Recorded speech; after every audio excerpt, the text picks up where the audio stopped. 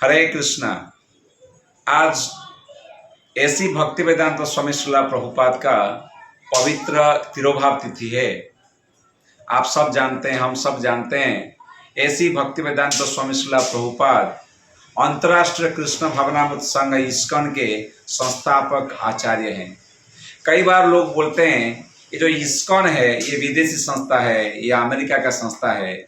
जी नहीं, ये एक अंतर्राष्ट्रीय संस्था है, लेकिन ये संपूर्ण रूप से हमारा वैदिक सभ्यता को प्रतिपादन करता है।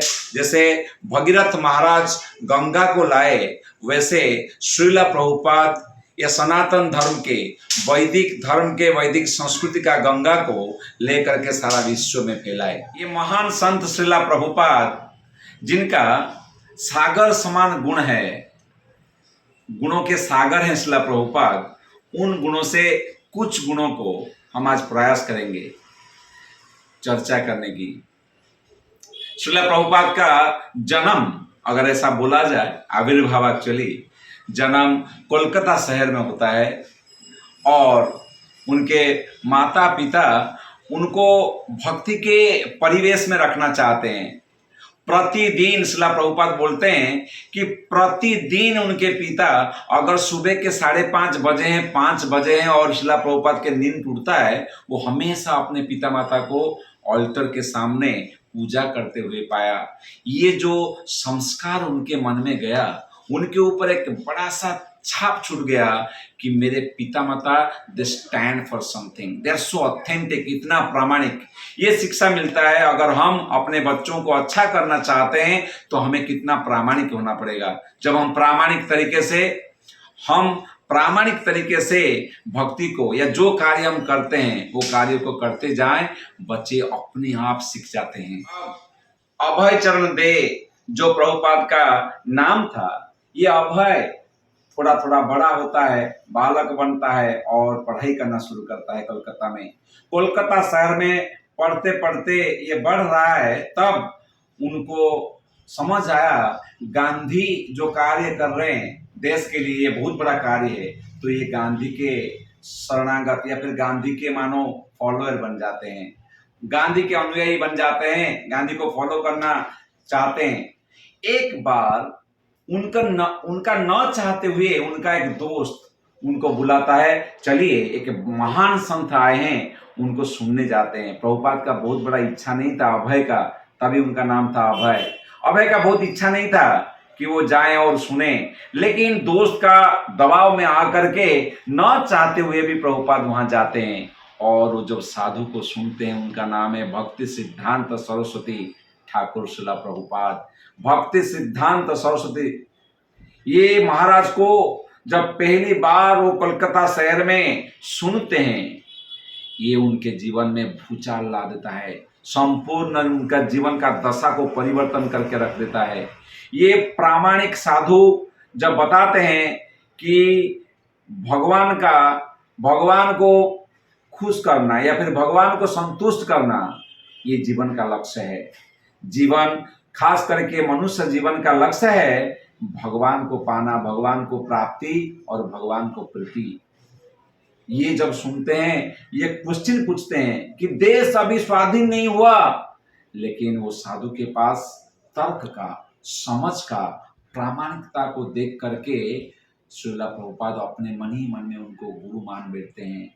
और उसी मीटिंग में भक्ति सिद्धांत सरस्वती गोस्वामी अभय को, तब प्रभुपाद नहीं हुए हैं, बालक हैं अभय को बोलते हैं कि आप बुद्धिमान दिखते हो, अच्छा पढ़ाई किया है, आप सारा संसार में जाकर के अंग्रेजी भाषा में, खास करके पाश्चात्य देशों में जाकर के भगवान का वाणी का, गीता का, वैदिक सभ्यता का, चैतन्य महाप्रभु का संदेश को सारा संसार में प्रचार प्रसार करो। अब अभय बड़ा हो रहा है, पढ़ाई कंप्लीट कर रहा है और बिजनेसमैन बनता है, परिवार, शादी कर लेते हैं, परिवार होता है, लेकिन उनका मन भक्ति की ओर, गुरु के दिए हुए जो उनको दिया गया शिक्षा, उसके ऊपर उनका मन जा रहा है। पिता माता उनको संस्कार तो दिया ही हुआ है, अब धीरे धीरे भक्ति के माहौल में जा रहे हैं। बड़ा बिजनेस करते हैं, बिजनेस का अप डाउन होता रहता है, लेकिन ये भक्ति में भी उतना ही तीव्र से आगे जा रहे हैं। बॉम्बे में आते हैं, मुंबई तभी का बॉम्बे में आते हैं और गुरुदेव को लेटर लिखते हैं, एक चिट्ठी लिखते हैं, गुरुदेव आपके अनेक शिष्य हैं जो ब्रह्मचारी हैं, सन्यासी हैं, मैं ऐसे क्या सेवा करूं, मैं तो गृहस्थ हूं। और भक्ति सिद्धांत सरस्वती तभी पुरी में रहते हैं, जगन्नाथपुरी से वो लेटर लिखते हैं बैक रिप्लाई करके कि आप बुद्धिमान युवक हो, आप सेम इंस्ट्रक्शन पाश्चात्य देश में जाकर के अंग्रेजी भाषा में प्रचार करिए। और मात्र 2 हफ्ता के बाद उनका गुरु भक्ति सिद्धांत गोस्वामी श्रीला प्रभुपाद वो उनका तिरोभाव होता है। श्रीला प्रभुपाद समय बढ़ता जाता है और सन्यास बनते जाकर के वृंदावन में रहते हैं। वृंदावन में सन्यासी होने के बाद उन्होंने लिखना शुरू किया और उनको जानने लगे लोग, यहाँ तक कि इंदिरा गांधी, जवाहरलाल नेहरू, ये लोग भी श्रीला प्रभुपाद का किताब पढ़ते थे। यहाँ तक प्रभुपाद का रेपुटेशन था। एक प्रामाणिक संत होने के नाते उन्होंने वृंदावन में कई साल भजन कीर्तन और लिखना शुरू किया, प्रस्तुत किया खुद को। जो इंस्ट्रक्शन, जो आज्ञा, आदेश उनका गुरु दिए थे कि आप पाश्चात्य देशों में जाओ, अंग्रेजी भाषा में प्रचार करो सारा संसार में, उनको कभी प्रभुपाद भूले नहीं। वो आज्ञा के बल पर, भगवत गीता, भागवतम और हरिनाम के बल पर श्रीला प्रभुपाद कार्गो शिप में, जल जहाज में जाते हैं, जहां उनको 2 हार्ट अटैक होता है।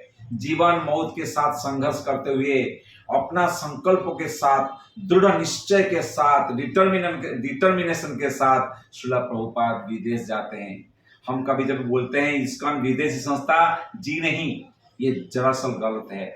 ये एक देसी संस्था है अंतरजातीय रेपुटेशन के साथ। तो ये श्रीला प्रभुपाद वो जाते हैं विदेश में और कितने तकलीफ, इसका बोला नहीं जा सकता। केवल तकलीफ के बारे में अगर बोलें, केवल 2-3 घंटा हम बोलते रहेंगे। सो इतना तकलीफ करने के बाद उन्होंने 1966 में इस्कॉन, अंतर्राष्ट्रीय कृष्ण भावनामृत संघ इस्कॉन का प्रतिष्ठा करते हैं। बहुत ही कम लोग होते हैं उनके पास। धीरे धीरे लोगों को प्रेम करते हुए, अनकंडीशनल लव, कोई शर्त नहीं, केवल प्रेम बांटना बोलते हैं ना, वैसे सारे कार्य खुद करते थे। अपने शिष्यों को जो अभी बनाए हुए हैं उनका बर्तन मांजते थे, उनको खाना खिलाते थे, उनका जार सब कुछ करते थे वो। ये सब करने के बाद लोगों को जीता और धीरे धीरे लोग उनका बातों में आने लगे। इन्होंने भगवत गीता, भागवत के ऊपर लेक्चर देने लगे, प्रचार करने लगे और लोग अभी आ रहे हैं। खासियत था, जो खासियत स्टैंड्स आउट, वो खासियत है एक साधारण इंसान के नाते वो खुद को दर्शाते, लेकिन असाधारण काम कर जाते। आपको लगेगा नहीं, प्रभुपाद का जीवन आप पढ़े, लगेगा साधारण व्यक्ति है, लेकिन मिराकल करते हैं। जब उनको पूछा गया आपका मिराकल क्या है, उन्होंने बोला कि मैं हिप्पीज को हाफिज बनाया। हिप्पी जिनका कोई जीवन का उद्देश्य नहीं था, उनको श्रीला प्रभुपाद ने बताया कि वास्तव में जीवन का सर्वोच्च लक्ष्य क्या होना चाहिए, भगवान को खुश करना, भगवान को संतुष्ट करना। ये उन्होंने विदेशी लोगों को, जिनके पास कोई सब रूप से, संस्कृति के रूप से वो लोग नष्ट हो चुके थे, उनको उन्होंने परम उद्देश्य दिया। ये एक ऐसे अद्भुत साधु हैं जिन्होंने केवल किसको साधु बना दिया, भक्त बना दिया, ऐसा नहीं, मंत्र दे करके गुरु बन गए, उनको शिष्य बना दिया, ऐसे नहीं। इन्होंने क्लैरिटी और कृष्ण को कैसे प्राप्त करें ये पद्धति दे दिया। इन्होंने साधुओं का फैक्ट्री खोल दिया। आज उनके जाने के बाद लगभग 50-60 साल हो गए हैं। आज हम 50-60 साल के बाद, इनको तिरुभाव के बाद, आज उनका जो प्रोजेक्ट था 108 मंदिर, वो 6 गुना 7 गुना हो गया, हजारों मंदिर हैं, लाखों करोड़ उनका फॉलोअर। ये हुआ कैसे? एक छोटा सा प्रिंसिपल मैं देना चाहूंगा।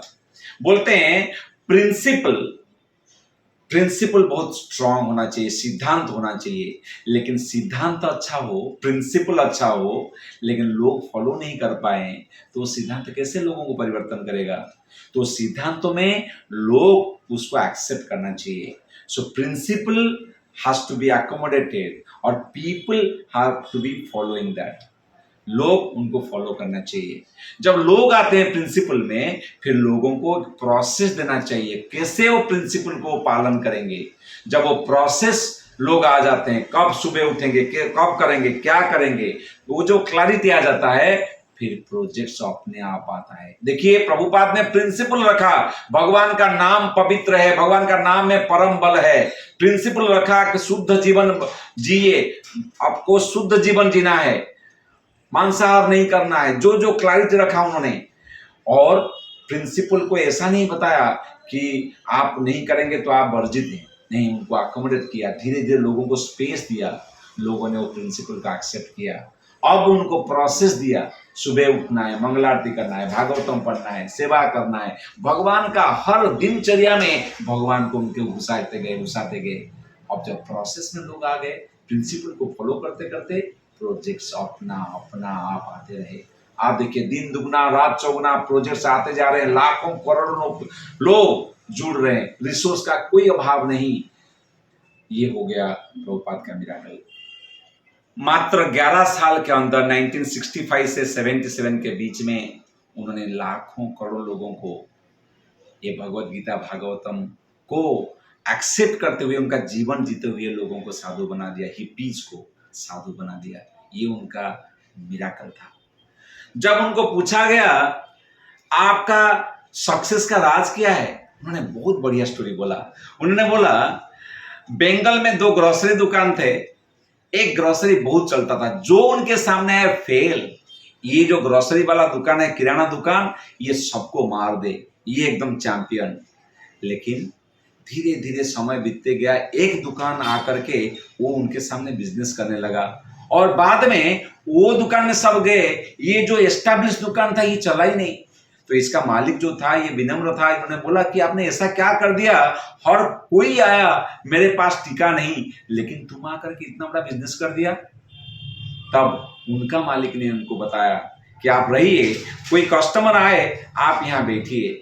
ये व्यक्ति बैठा उधर जाकर के, कोई मानो कि 2 केजी सामान मांगने आया, मान लो आलू मांगने आया 2 केजी, तो बोला आप दीजिए, तो इन्होंने दिया। तो इन्होंने बोला, जाने के बाद कस्टमर, ये जो ग्रोसरी वाला ने पूछा आपने 2 केजी आलू कैसे दिया? बोला क्यों, 2 केजी आलू मैंने से उठाया, जब ज्यादा हुआ कम कर दिया, उनको दे दिया।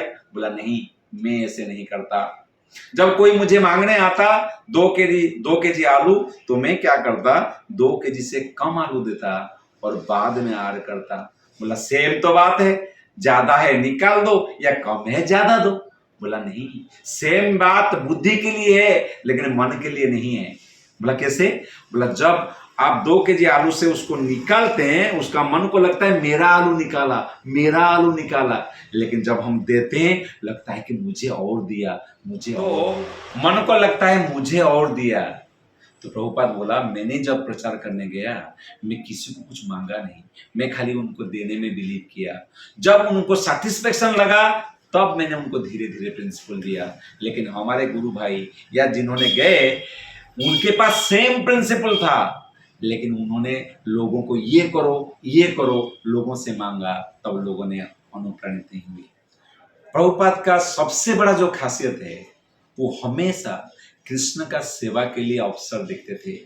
उनका जो ऑपरेटिंग सिस्टम था, ओएस जिसको बोलते हैं, हमेशा जो चीज देखें वो कैसे कृष्ण का सेवा में, कृष्ण सेवा संबंध में हो सकता है, उसको हमेशा ढूंढते रहते हैं, लोगों में, रिसोर्स में। प्रभुपाद एक बहुत बड़ा मैंसन देखते हैं, वो मैंसन देखते हैं कि प्रभुपाद मार्वल करते हैं, वाव वाव। तो जो अमेरिकन, जो पाश्चात्य देश के डिसाइपल थे, उनको लगा प्रभुपाद हमारा बिल्डिंग को देख करके खुश हो गए। तो प्रभुपाद बोलते हैं, यहाँ पर अल्टर होगा, यहाँ पे भक्त लोग कीर्तन करेंगे, यहाँ पे प्रसाद पाएंगे, केवल कृष्ण का सेवा के लिए कैसे लगेगा।